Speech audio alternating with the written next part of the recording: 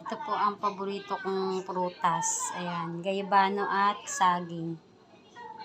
Para po mabitamina sa ating katawan. Ayan po, hinog na po yan. Kakainin na lang.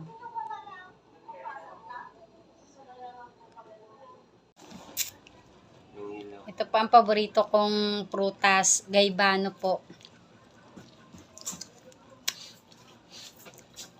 Marami po itong benefit sa katawan. Kaya po bumili tayo ng hinog.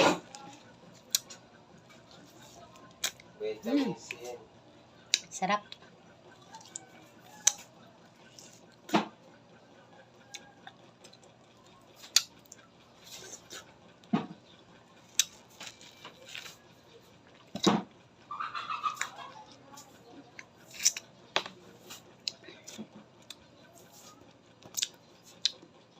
Tara po, lantakan na natin to.